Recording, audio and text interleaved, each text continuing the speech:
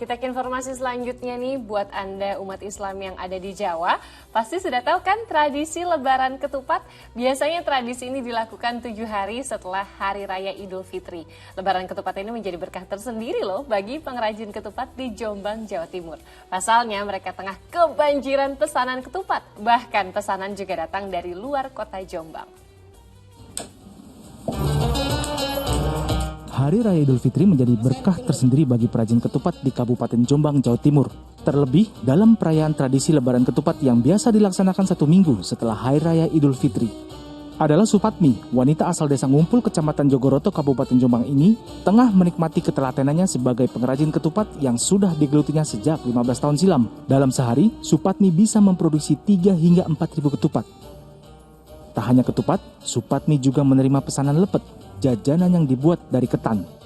Pada saat menyambut tradisi Lebaran Ketupat seperti saat ini, produksi lepet bisa mencapai 10.000 lebih untuk memenuhi pesanan pelanggannya. Dan untuk harga 1 ikat ketupat berisi 10 buah dijual dengan harga 15.000, sedangkan lepet dijual dengan harga 12.000 per ikatnya.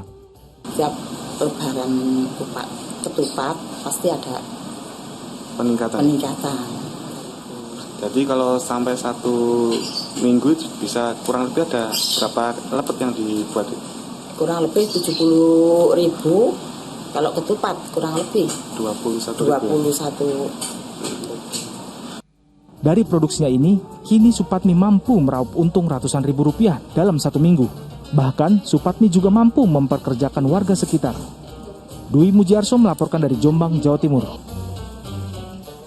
Nah, ketupat bagi umat Islam di Indonesia memang tidak bisa lepas dari perayaan Idul Fitri. Kalau Lebaran Ketupat ini yang saya pahami adalah sebuah tradisi umat Islam yang hanya ada atau dilakukan orang Jawa nih Ustaz.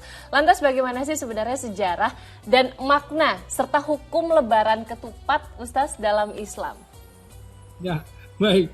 Kalau Lebaran Ketupat, bahasanya Lebaran Ketupat cuman ada di kita ya.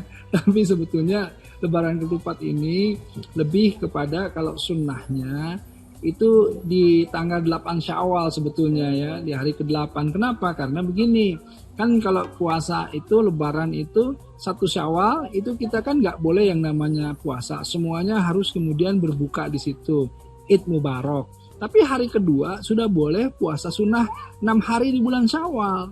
Nah karenanya biasanya orang-orang setelah 1 hari Lebaran itu, hari keduanya dia udah puasa Syawal 6 hari.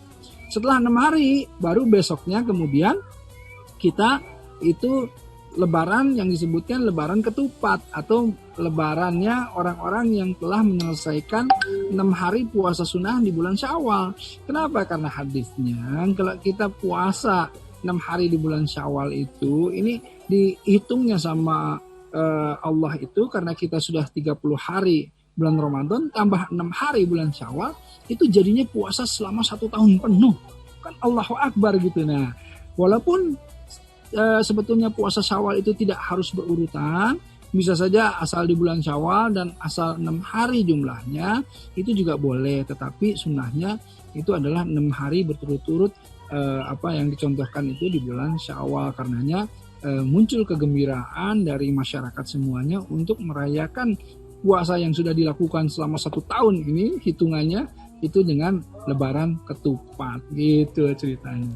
Jadi hukumnya sebenarnya boleh aja ya Ustaz ya, sebagai bentuk perayaan gitu ya, kegembiraan gitu Ustaz ya. Boleh saja, dan ini kan segala sesuatu yang baik itu ini kan cenderung memotivasi kita untuk melakukan kebaikan-kebaikan. Jadi orang-orang tuh kalau ada yang namanya Lebaran Ketupat, orang-orang kan termotivasi untuk apa? Untuk kemudian puasa 6 hari di bulan Syawalnya dipercepat gitu. Masya supaya nanti enggak. Masya Allah. Asal jangan habis itu lanjutin ya Ustaz ya, jadi Lebaran tiap bulan gitu. Kalau itu nanti udah beda lagi. Repot itu.